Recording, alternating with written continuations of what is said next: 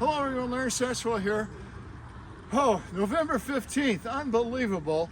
This is my bi-monthly garden tour. Welcome to the construction zone. I've got all this covered up here because it was raining this morning when I woke up, and it rained overnight. And the water gets in these bricks and it's harder to lay them. Hardscape in the garden is just as important as what you plant and the flowers. And this has been a lot of work, but I'm so glad I've done it because once it's done, it's done. Let's take a quick tour. Let's start here in the perennial hill, the flower garden. I still have some random flowers blooming, like this yarrow right here. My dragon split leaf maple is pretty much, hasn't lost its leaves, but the leaves have all dried up. We're starting to get out of our drought. It's rained here last weekend. Rain today. It's going to rain again on Friday. Here's some more of those random flowers. So I can start moving some of these perennials to where I want to put them. The Joe Pye weed is looking very, very dry. Let me turn around here real quick and show you the construction.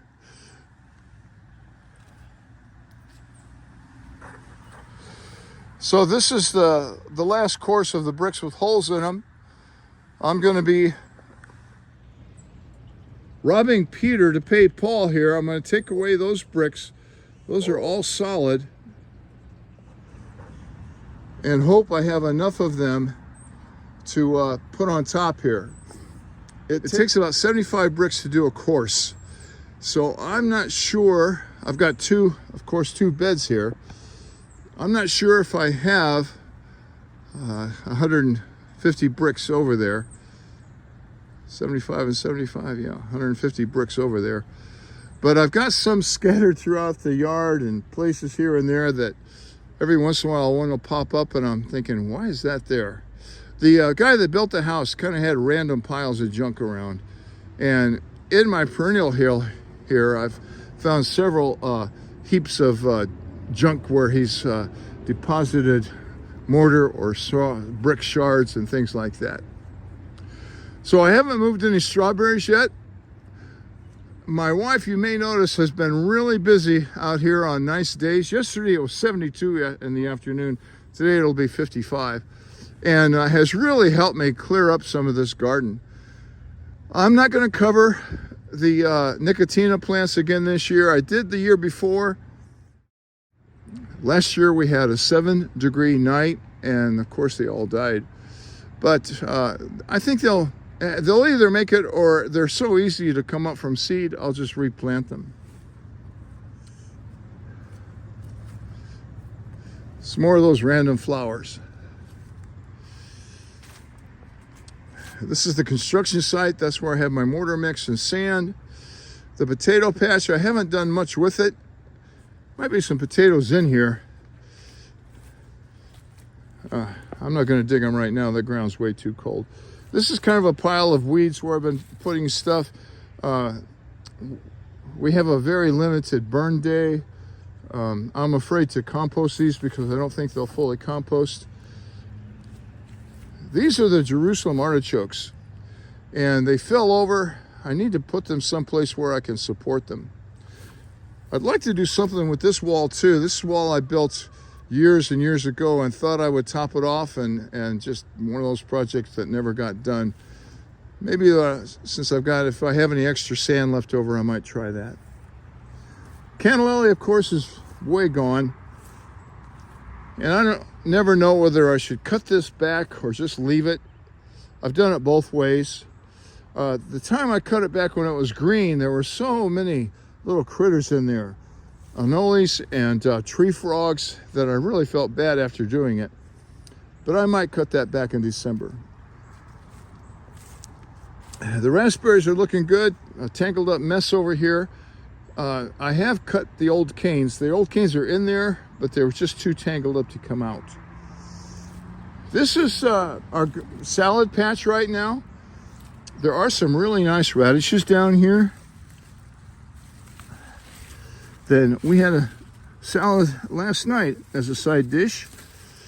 But I've got some really nice radishes in there. I don't know what this tall guy, see this one, there's a nice radish on the bottom of there. It's just mixed. There are a few lettuce plants in here that were still remaining. We have harvested quite a bit, but there's a nice one. There's a nice one. This is a Chinese green. I don't know what it is, but it's kind of tasty. I've got some new lettuce that is coming up. It's not quite ready to put out here yet. And these are the echinacea I got for $2 a piece, and they did bloom. Some of the persimmons trees have lost their leaves, so it's time to get them planted. That'll be something I'll do in the next couple of weeks here. Can't believe Thanksgiving's just around the corner. Some more of the bricks I've been getting from the pile up by the playhouse that sat there for, Dana and Ken brought those over here maybe 10 or 15 years ago. So things are moving, not real fast. Ethan's garden here. These are probably weeds coming up here in this mulch. I'll scratch this up a few times. And I can transplant or divide this red hot poker here. The petunia, Mexican petunia, is doing really well. I'm gonna repurpose this pot and make some flower bulb lasagna here coming up. I'll probably do a video on that. This is the, what is this? Creeping Jenny. Yeah, Creeping Jenny under here. And under that Creeping Jenny is a giant ant hill.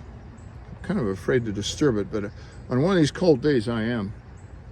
I'm still keeping water out here for the birds. The chickens love to scratch in this. And I haven't let them out for several days because I didn't have it up high enough, and they would scratch the dirt onto the bricks, but I think it's up high enough that I can do that now. These are some Shasta daisies I planted from seed this fall. They're going to go up in the new flower bed on the other side of the house. I'm going to show you that at the end. On a warm day, you can see some tiny fish come up here. Those were born in there. I put one, maybe two. I guess I had to have at least 2 fish in there. This is about 20 inches deep, but most of it is muck. I'll clean that out in the spring. Still have a few flowers. The sunflowers haven't died. This is Tifafina. It certainly has. And we still have some spiders hanging around. This is looking pretty bad, especially up on top. It has all been hit by frost several times. My net here is doing a great job of catching these leaves. The water temperature is under 50 degrees now, so I haven't been feeding them much. If it's been 70 degrees for several days, I might throw in a little bit, and some days they're interested and some days they're not for the fish. This Mexican petunia is doing pretty good. Let's go on the other side of the house. On our way to the other side of the house, I thought I'd just stop here at the top of the hill and show you what the garden looks like from up here. More of those random flowers. So here we are. I had to locate, I needed to have the locator come out because we have a gas line that he marked, or she marked, I don't know, very well. But there's also a cable line, or cable TV line comes in here somewhere, and they did not mark that. And I know that's only a couple of inches under the ground. So I think it's between where I want to do things. So this, behind the flags and to the house, I want to put flowers. I'm going to put the Burpee 100-day guarantee daffodil bloom here. That way I can be sure to know if it's actually 100 days. And we'll keep track of that this spring. And then behind me on the other side, up there I have, up here is the butterfly bush that Jimmy gave me. By the way, Jimmy, congratulations. They have a new home, some acreage. I have added a little bit of manure up here. This is actually fresh manure. I was trying to burn some of the weeds that were in there. We have some foxgloves up here as well. These did not bloom this summer, so they should bloom next year. And I'm not sure how far I'll come down the hill. I know right under here is a big patch of daffodils that the Texas girls helped me plant last year when they were here. They were here earlier. I do need to get these bulbs in the ground within the next couple of weeks. The advantage of 7B here is that we have a very long growing season. I can put those bulbs in a little bit later. In fact, I've often bought bulbs on sale in December and didn't put them in until January, and they still make fine flowers. Well, I'm going to leave you today in the comfort of my office. I can see my bird feeders right out there and watch the birds, occasional squirrel get the feed. I got a new seed catalog from Pine Tree Seeds yesterday. I order all of my seeds online, but I really like to flip through the pages and have something in my hand and thoroughly read the description of what's coming up and what's new.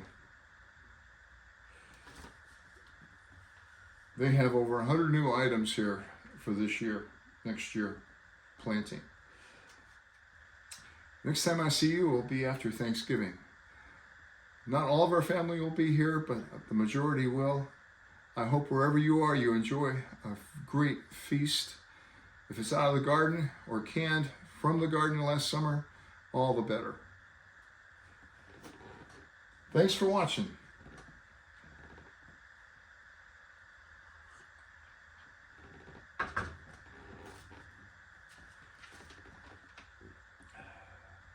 That's a pretty flower.